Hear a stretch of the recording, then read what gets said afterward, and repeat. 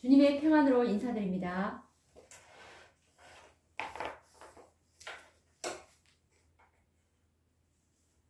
우리가 계속 1888년도 기별 성경에는 요한계시록 18장 1절에 이 넷째 천사의 기별을 가지고 내려온 두 사자 존스와 와그너를 통해서 이 믿음으로 말미암는 의를 우리에게 이 기별을 주셨는데, 이 기별이 무엇인지에 관해서 말씀을 계속 연구하고 있는데, 이 기별은 하나님의 영광을 우리가 받을 수 있는 기별이기 때문에 참으로 신청 연구가 많이 필요한 기별입니다. 그래서 오늘은 제3장 믿음의 본질에 대해서 또 계속 말씀을 이어보도록 하겠습니다. 믿음의 본질, E.J. 와거너가 이 기별을 말씀을 하고 계시는데, 믿음의 본질에 대해서 읽어보도록 하겠습니다. 이 로마서 14장 23절에 보시면 믿음으로 쫓아 하지 아니하는 모든 것이 죄니라 라고 말씀을 하고 계십니다. 그러니까 믿음으로 하지 않는 모든 것은 죄라는 말씀이죠. 이 말씀은 로마서 1장 5장 1절에 보시면 우리가 믿음으로 의롭다 하심을 얻었은즉 우리 주 예수 그리스도로 말미암아 하나님으로 더불어 화평을 누리자라는 말입니다. 우리가 믿음으로 의롭다 하심을 얻었기 때문에 이제 예수 그리스도로 말미암아 이제 하나님과 화평을 누리자라는 말이죠. 에베소서 2장 2장 8절과 9절 말씀해 보시면 믿음으로 구원을 받고 율법의 행위로는 구원을 받지 못한다라고 나와 있고요. 그리고 너희가 그 은혜를 인하여 믿음으로 말미암아 구원을 얻었나니 이것이 너희에게서 난 것이 아니니 이는 누구든지 자랑치 못하게 함이라 라고 말씀을 하고 계시죠. 그러니까 우리가 은혜로 우리가 구원을 얻었기 때문에 이것이 우리에게서 난 것이 아니기 때문에 자랑할 것이 없다는 말이죠. 이 말씀을 이 로마서 3장 27절과 28절에도 하고 계시는데요. 그런즉 자랑할 때가 어디 있느뇨? 있을 수 없느니라. 무슨 법으로냐? 행위로냐? 아니라 오직 믿음의 법으로니라. 그러므로 사람이 의롭다 하심을 얻는 것은 율법의 행위에 있지 않고 믿음으로 되는 줄 우리가 인정하노라 라고 말씀을 하고 계십니다. 복음은 자랑하는 것을 전혀 용납하지 않으며 자랑은 행위로 의롭게 되려는 모든 의도의 자연 발생적인 결과라고 말할 수 있습니다. 그러나 복음은 행위를 배제하지는 않습니다.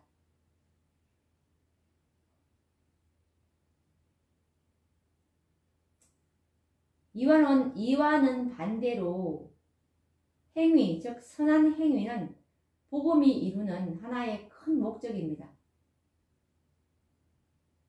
그래서 에베소서 2장 10절에서는 이렇게 말씀하고 있습니다. 우리는 그의 만드신 바라 그리스도 예수 안에서 선한 일을 위하여 지으심을 받은 자니 이 일은 하나님이 전에 예비하사 우리로 그 가운데 행하게 하려 하심이니라 라고 말씀을 하고 있습니다.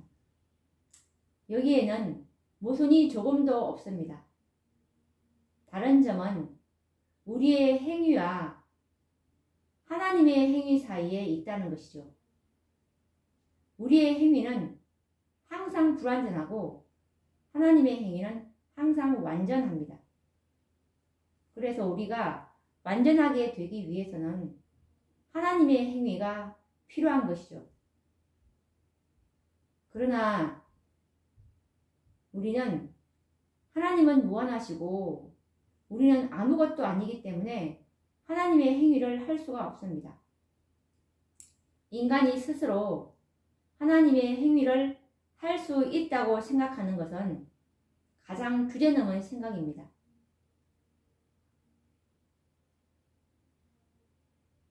예를 들면 5살 된 아이가 아버지의 일을 할 수 있다고 말하면 우리는 웃을 것입니다. 하물며 보잘것없는 인간이 전능하신 하나님의 행위를 할 수 있다고 생각하는 것은 얼마나 어리석은 생각입니까? 선행은 하나의 추상적인 무엇이 아니고 행위이고 이 행위는 오직 살아있는 인간들에게서만 볼 수 있는 것입니다.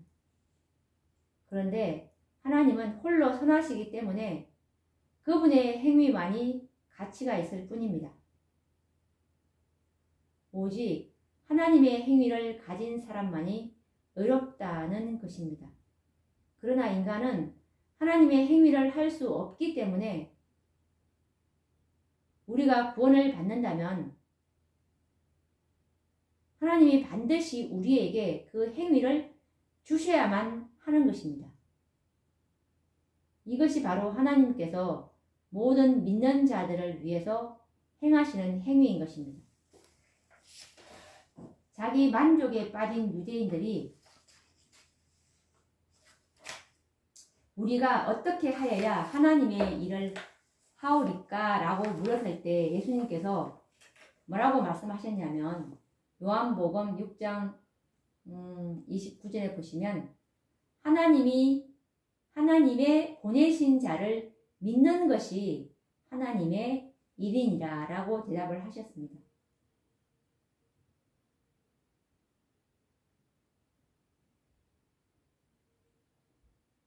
갈라디아 5장 6절에 보시면 믿음은 역사하는 것이다 라고 말씀을 하고 계시는데요.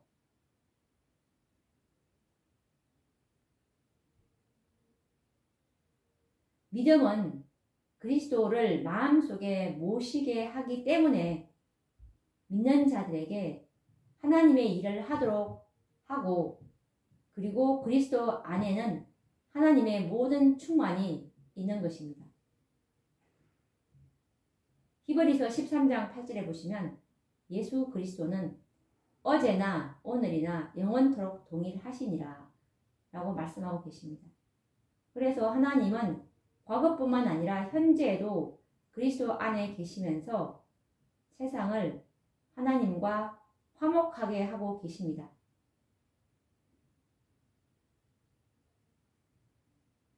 그래서 만일 그리스도께서 믿음으로 우리의 마음속에 계시면 하나님의 행위가 우리의 생애 가운데 반드시 나타날 것입니다.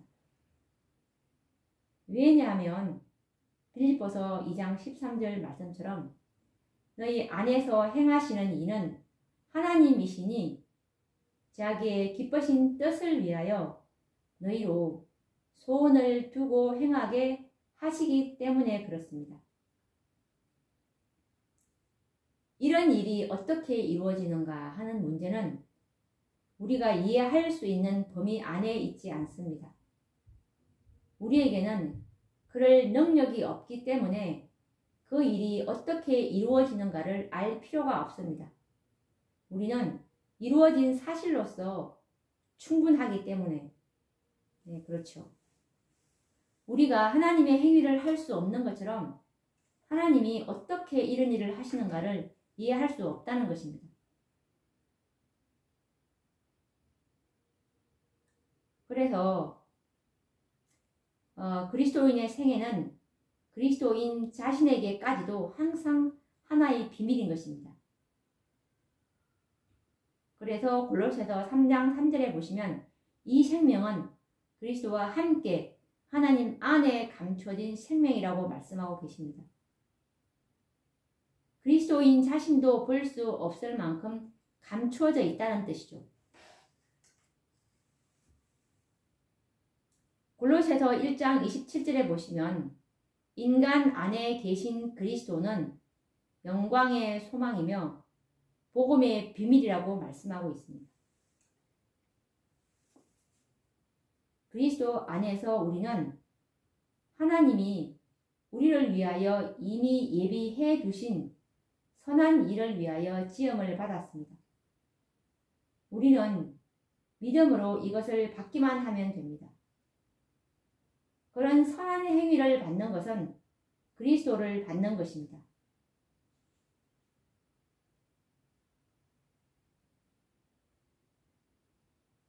얼마나 오래전에 하나님이 우리를 위해서 그런 선한 일을 예비해 놓으셨을까요? 이것은 히브리서 4장 3절과 5절에 나와 있습니다. 세상을 창조할 때부터 그 일이 이루었느니라.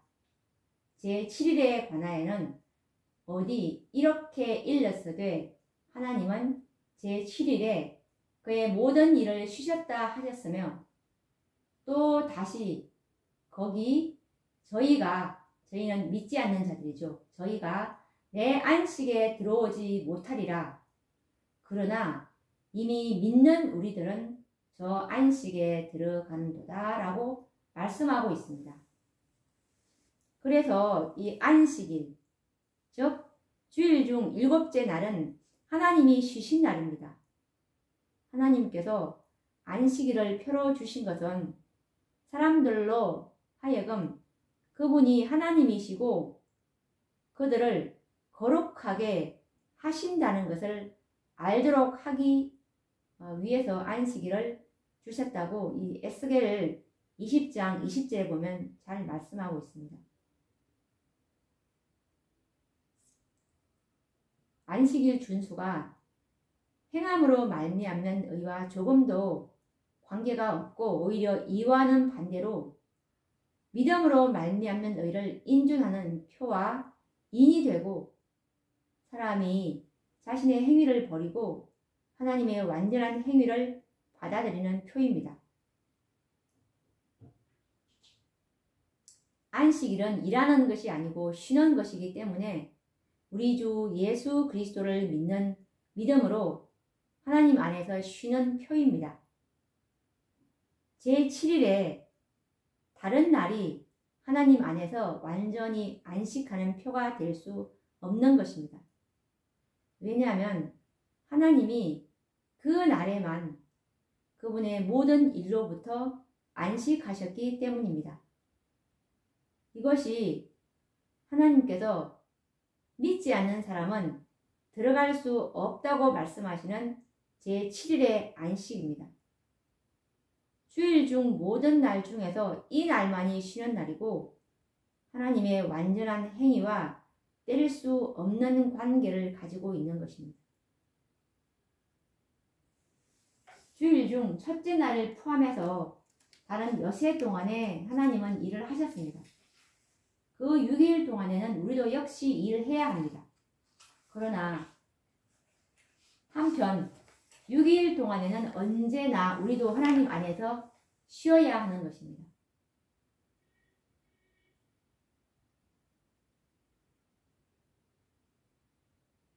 만일 우리의 행위가 하나님 안에서 행하는 것이면 이렇게 할 것입니다. 그래서 사람은 매일 하나님 안에서 안식하여야 하지만 제7일만은 그 안식의 표가 될 수 있는 것입니다. 이미 제시한 진리의 결론으로서 우리가 두 가지 점을 볼 수가 있는데요. 하나는 그리스도를 받아들이고 하나님 안에서 쉬는 표로서 제7일을 지키지 않고 다른 날을 세우는 것은 사실은 그리스도를 거절하는 표가 되는 것입니다. 이것은 하나님의 방법을 인간의 방법으로 대체하는 것이 되기 때문에 사실은 인간이 하나님보다 우월하고 인간 자신의 행위로 구원받을 수 있다는 생각의 표가 되는 것입니다. 다른 나를 지키는 모든 사람이 다 이런 생각을 가지고 있는 것은 결코 아닙니다. 진정으로 주님을 사랑하고 겸손히 받으며 하나님이 그분 안에서 안식하는 표로 주신 날 외에 다른 날을 지키는 사람들이 참으로 많이 있습니다. 그들은 단순히 완전하고 충만한 믿음의 표현을 배우지 못했습니다. 그러나 그들의 진실함과 하나님이 그들의 진실한 마음을 받으시는 사실이 그들이 지키는 날이 인간을 하나님보다 높이는 표라는 사실을 변경시키지는 못합니다. 이러한 사람들이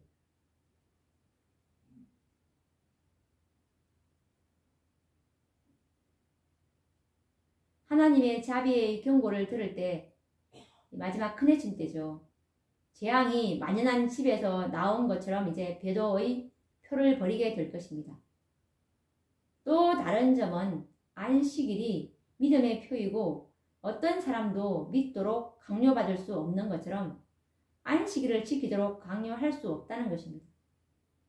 믿음은 하나님의 말씀을 듣는 결과로 자연히 생기는 것입니다. 어떤 사람도 다른 사람을 강요할 수 없는 것처럼 자기 자신을 강요하여 믿도록 할 수가 없습니다. 강제로 해서 사람에게 두려움이 생겨 믿는다고 말할 수 있고 믿는 것처럼 행동할 수도 있습니다. 다시 말하면 하나님보다 사람을 두려워하는 사람은 거짓말하도록 강요받을 수 있다는 것이죠. 그러나 요한 1서 2장 21절 말씀처럼 모든 거짓은 진리에서 나지 않음을 인함이니라 라고 말씀을 하고 있습니다. 그래서 이 안식일은 완전한 믿음의 표이기 때문에 완전한 자유의 표가 되는 것이라고 말할 수 있습니다. 이것은 하나님의 자녀들의 영광의 자유를 말하고 있는 것입니다. 왜냐하면 안식일은 하나님의 율법의 일부로서 신령하기 때문입니다. 그러므로 결론적으로 누구든지 하나님의 말씀만을 믿는 믿음과 신뢰가 없이 하나님께서 지정하신 쉬는 날인 제7일까지도 외적으로 지키면서 하나님의 안식일을 지킨다는 생각으로 자신을 속이지 않도록 해야 할 것입니다. 왜냐하면 믿음으로 쫓아하지 아니하는 모든 것이 죄이기 때문입니다.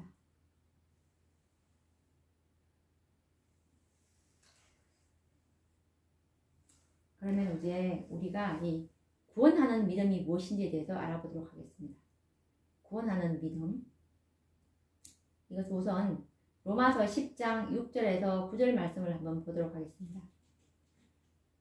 믿음으로 말미암는 의인은 이같이 말하되 내 마음에 누가 하늘에 올라가겠느냐 하지 말라 하니 올라가겠느냐 함은 그리스도를 모셔내리려는 것이요 혹 누가 음부에 내려가겠느냐 하지 말라 하니 내려가겠느냐 함은 그리스도를 죽은 자 가운데서 모셔 올리려는 것이라.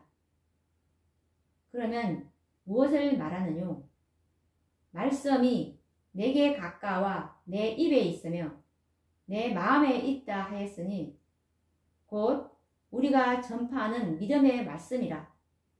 내가 만일 내 입으로 예수를 주로 시인하며 또 하나님께서 그를 죽은 자 가운데서 살리신 것을 내 마음에 믿으면 구원을 얻으리니 라고 말씀하고 있습니다.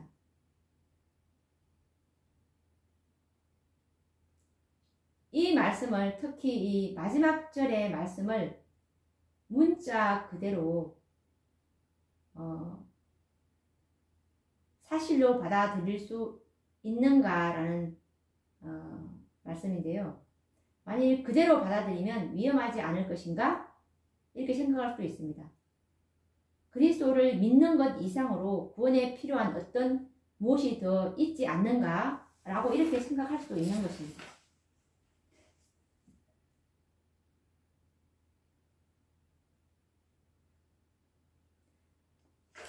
우리가 아까 질문한 것처럼 이 말씀을 문자 그대로 사실로 받아들여야 되는가라는 이 질문에 대해서는 그렇다고 말하지만 마지막 두 질문에 대해서는 아니라고 말하면서 이것을 확정하기 위해서 성경들을 말을 하는데요. 너무나 분명한 말씀이기 때문에 문자 그대로 사실이 아닐 수 없고 두려움으로 떨고 있는 죄인이 의지할 수 있는 말씀이라는 것입니다.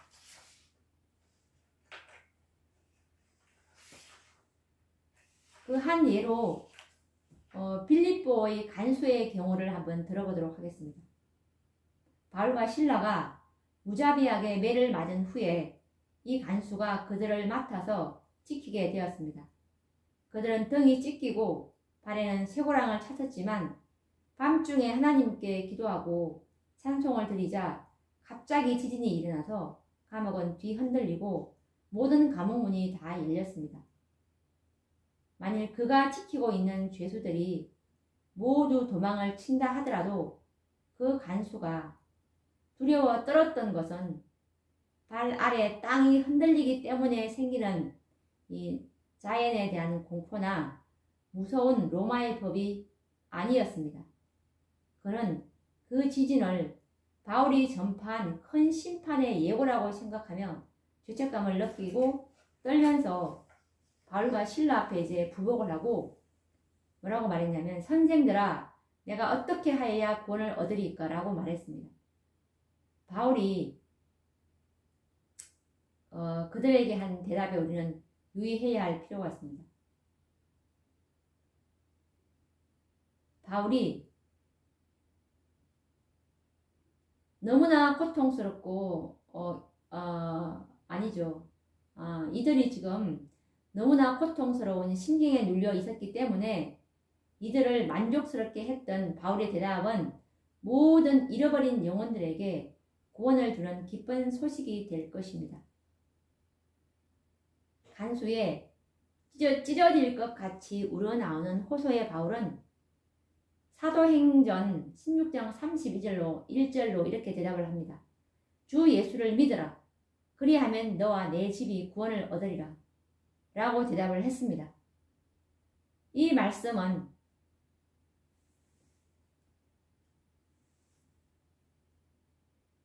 우리가 바울의 이 로마서에서 인용한 말씀과 너무나 일치합니다. 한 번은 유대인들이 예수님에게 와서 우리가 어떻게 하여야 하나님의 일을 하오리까? 라고 물었습니다. 예수님께서 하신 대답이 뭐라고 했냐면 요한복음 6장 29절에 보시면 하나님의 보내신 자를 믿는 것이 하나님의 일이니라 라고 말씀을 하셨죠.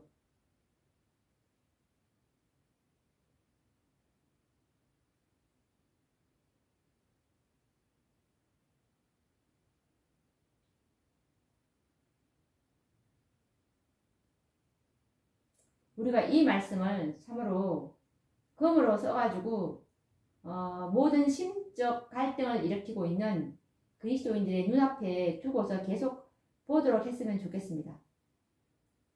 모순되는 것처럼 보이던 모든 문제가 깨끗이 해결될 것입니다. 행위가 있어야 하지만 믿음으로 다 이루어집니다. 왜냐하면 믿음은 행위를 이루기 때문에 그렇습니다. 믿음은 모든 것을 담고 있으므로 믿음이 없으면 아무것도 없습니다. 문제는 사람들이 대개 믿음에 대해서 그릇된 개념을 가지고 있다는 것입니다. 어떤 그릇된 개념이냐면 믿음은 단순한 동의이고 수동적인 것에 불과하다. 반드시 능동적인 행위가 부과되어야 한다라고 생각하는 것이죠. 그러나 믿음은 능동적인 것으로서 가장 실질적인 것일 뿐만 아니라 유일한 현실적인 기초가 되는 것입니다. 이사야 51장 67절에 보시면 율법은 하나님의 의라고 말씀하고 있고 우리에게 구하라고 말씀하신 것이지만 믿음이 없이는 율법을 지킬 수가 없습니다. 왜냐하면 심판 때에 설 유일한 의는 오직 그리스도를 믿음으로 말미암은 것이고 곧 믿음으로 하나님께로서 난 자가 되기 때문에 그렇습니다. 로마서 3장에 이 바울이 한 말씀을 한번 우리가 읽어보도록 하겠습니다. 그런즉 우리가 믿음으로 말미암아 율법을 폐하느뇨? 그럴 수 없느니라. 도리어 율법을 굳게 세우느니라. 사람이 하나님의 율법을 지키지 않는다고 해서 율법이 폐지되는 것이 아니죠. 그것은 전혀 있을 수가 없는 일입니다. 왜냐하면 율법은 하나님의 보좌만큼 견고하고 변함이 없기 때문에 사람들이 율법에 대해서 무슨 악한 말을 하고 유린하고 무시한다 하더라도 율법은 영원토록 동일할 뿐입니다. 사람들이 하나님의 율법을 폐할 수 있는 유일한 길은 그들이 불순종해서 그들의 마음에 율법의 효력을 상실하게 만드는 것에 불과할 뿐입니다. 이와 같이 민수기 30장 15절에서도 지키지 않는 서원은 폐하여졌다라고 말씀하고 있습니다. 그러므로 사도 바울이 믿음으로 율법을 폐하지 않는다고 말할 때에 믿음과 불순종은 양립할 수 없다는 뜻으로 말한 것입니다. 아무리 범법자가 믿음을 공언한다 할지라도 그가 범법자라는 사실은 그가 믿음이 없다는 것을 나타내고 있는 것입니다. 그러나 믿음의 소유는 마음에 율법을 굳게 세워서 하나님에게서 범죄하지 아니하는 것으로 나타나는 것입니다. 그러므로 누구든지 믿음이 별로 중요하지 않는 것처럼 말하지 않도록 해야 할 것입니다. 그러나 사도 야고보는 믿음 하나만으로는 구원받을 수 없고 행위가 없는 믿음은 죽은 것이라고 말하고 있습니다. 너무나 많은 사람들이 정직한 마음으로 이 말씀을 죽은 율법주의로 바꾸어 왔습니다. 사도 야고보는 행위가 없는 믿음은 죽은 것이라고 말하고 기록한 말씀과 거의 하나같이 일치합니다. 행위가 없는 믿음이 죽은 것이라면 행위가 없는 것은 믿음이 없다는 것을 말해주는 것입니다. 왜냐하면 죽은 것은 존재가 없기 때문에 그렇습니다. 만일 믿음을 가졌다면 행위가 반드시 나타날 것이고 그렇게 된다고 해서 믿음이나 행위를 자랑하지 않을 것입니다. 왜냐하면 믿음은 자랑을 배제하기 때문이라고 말씀하고 있습니다. 자랑은 오직 죽은 행실을 전적으로 신뢰하거나 믿음의 공헌을 허울 좋은 흉내로 하는 사람들이 하는 것입니다. 그러면 야고보서 2장 14절 말씀에 내 형제들아 만일 사람이 믿음이 있노라 하고 행함이 없으면 무슨 이익이 있으리요? 그 믿음이 능히 자기를 구원하겠느뇨? 라는 말씀에 대해서는 우리가 어떻게 생각해야 할까요? 물론 있을 수는 없는 일입니다. 왜 그럴까요? 왜냐하면 그 사람은 믿음이 없기 때문입니다. 사람이 믿음이 있다고 말하지만 그의 악한 행위로는 믿음이 없다는 것을 보여준다면 그것이 무슨 이익이 있겠습니까? 단순히 믿음이 거짓 공언하는 자들에게 어떤 행위를 이루지 않기 때문에 믿음의 능력을 과소평가해야 하는 것일까요? 바울은 믿음이 있다고 말은 하지만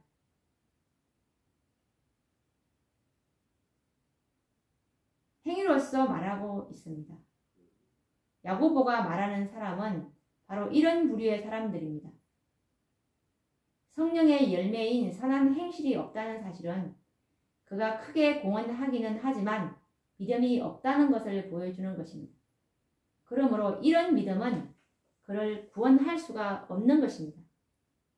왜냐하면 믿음을 가지고 있지 않는 사람을 구원할 능력이 없기 때문입니다. 구원하는 믿음은 반드시 행위가 나타나야 한다는 것을 우리에게 말씀하고 있죠. 그러면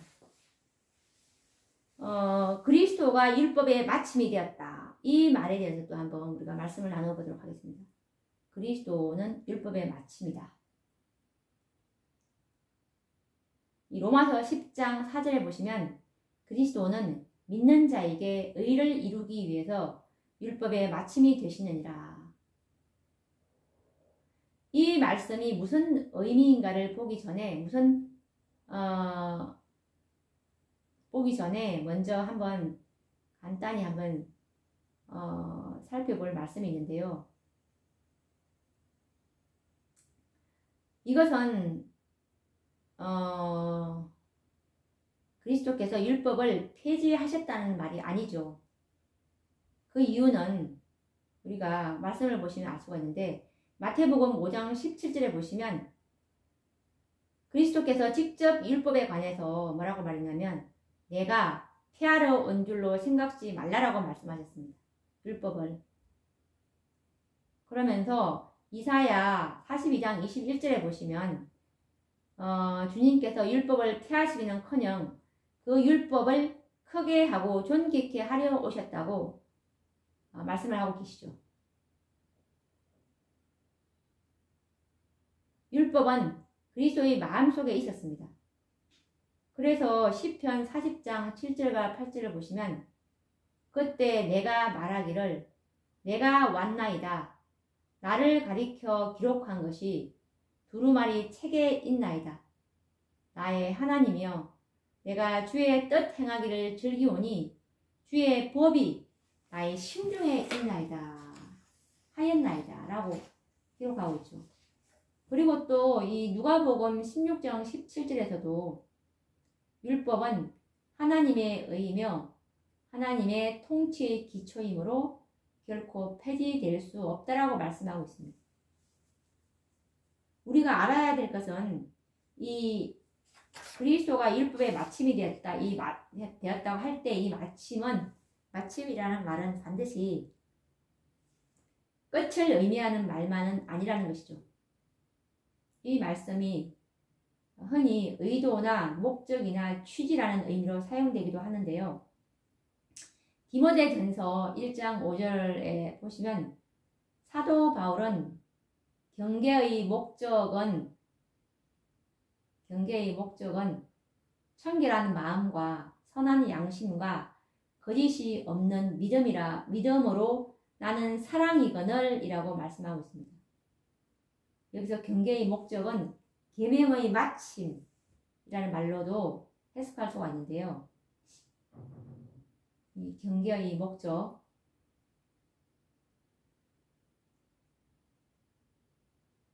여기에서 사랑이라고 번역한 말은 성경에서 자주 나오고 그리고 또 세번역 성경에서도 이 말을 이렇게 번역했습니다.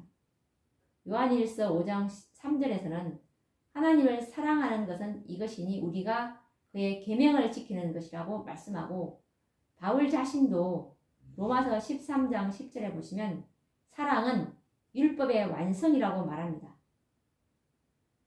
이 두 구절에서 디모데전서 1장 5절에 나타난 같은 말을 사용하고 있는 것이죠.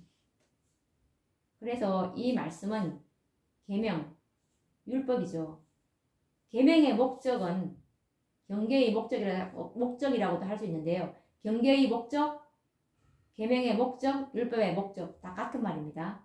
계명의 목적은 계명을 주신 그 목적은 계명을 지키도록 하는 것이죠. 모든 사람이 이것을 하나의 자명한 사실로 인정할 것입니다. 그러나 이것은 율법의 궁극적인 목적이 아닙니다. 바울은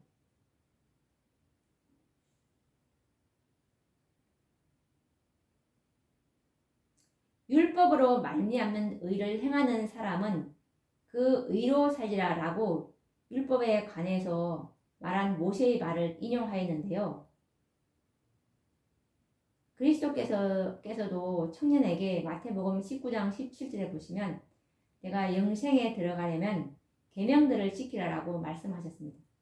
그러므로 율법의 목적은 율법을 지키도록 하는 것이고, 다시 말하면 율법은 의로운 품성을 창조하고 또 순종하는 자는 살리라 라는 약속이 있으므로 율법의 궁극적인 목적은 생명을 주는 것이라고 말할 수가 있습니다.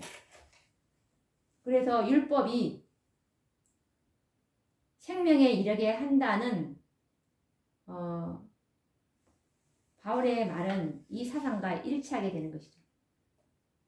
그러나 모든 사람이 죄를 범하였음에 하나님의 영광에 이르지 못하였으며 또 죄의 삭은 사망입니다. 그래서 율법이 완전한 품성을 이루고 생명을 주는 그 목적을 달성할 수가 없습니다. 율법은 인간은 일단 율법을 범했고 그 후에 순종은 결코 그의 품성을 완전하게 할 수가 없습니다. 그래서 이 생명에 이르게 해야 할 율법이 도리어 사망에 이르게 하는 것이 되었던 것입니다. 만약 우리가 율법이 그 목적을 이룰 수 없는 이 시점에서 중지한다면 모든 세상을 정죄와 사형 선고 아래에 버려두게 될 것입니다. 그런데 그리스도께서 인간으로 하여금 의와 생명을 모두 얻을 수 있도록 하신다는 것을 보게 될 것입니다. 로마서 3장 24절과 24절에 보시면 그리스도 예수 안에 있는 구속으로 말미암아 하나님의 은혜로 값 없이 의롭다 하심을 얻은 자 되었느니라 라고 말씀하고 있고, 또 로마서 5장 1절에 보시면 그러므로 우리가 믿음으로 의롭다 하심을 얻었은즉 우리 주 예수 그리스도로 말미암아 하나님으로 더불어 화평을 누리자라는 말씀이 있습니다.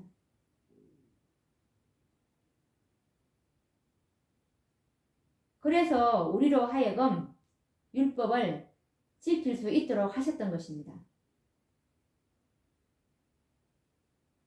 고린도 후서 5장 21절에 보시면 하나님이 죄를 알지도 못하신 자, 즉 그리스도죠. 그리스도로 우리를 대신하여 죄를 삼으신 것은 우리로 하여금 저의 안에서 하나님의 의가 되게 하려 하심이니라 라고 말씀하신 것처럼 우리가 그리스도 안에서 완전하게 될 수 있고 하나님의 의를 얻을 수 있다는 사실입니다. 이것이 바로 우리가 끊임없이 그리고 한결같이 율법을 순종하게 되기를 원했었던 의의 사람이라고 말할 수 있는 것입니다. 또 이런 말씀이 있습니다.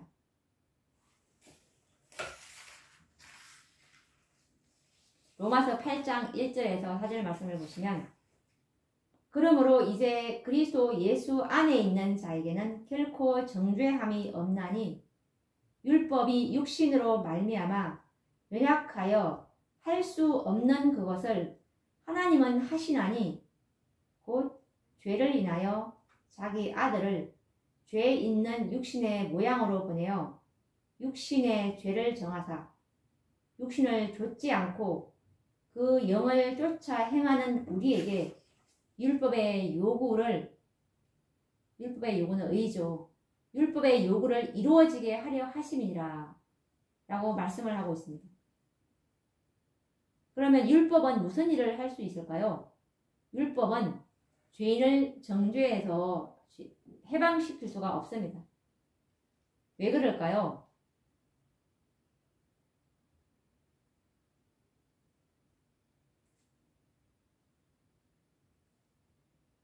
율법은 육신으로 말미암아 연약하기 때문입니다.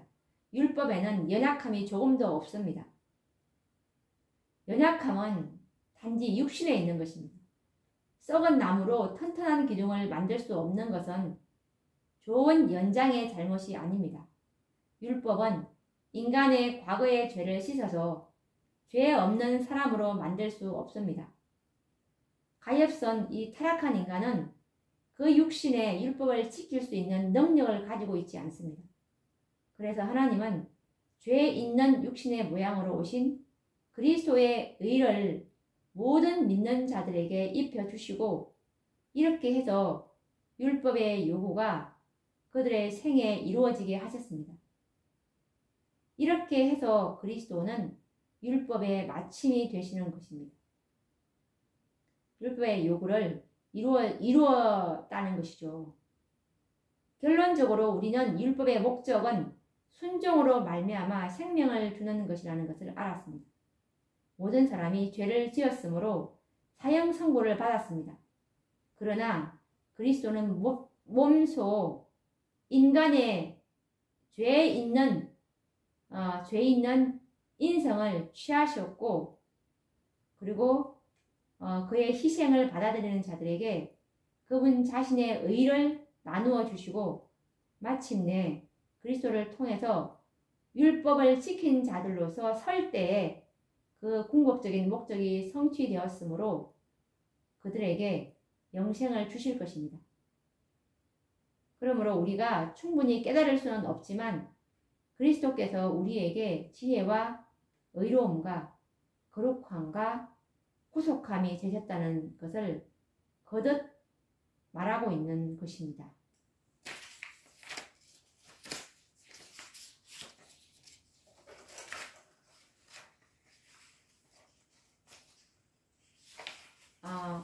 이 그리스도가 율법의 마침이 되셨다는 말씀까지 우리가 이제 읽어보았는데 다음 시간에는 또 계속 이 말씀을 계속 또 우리가 같이 나누어 보도록 하겠습니다.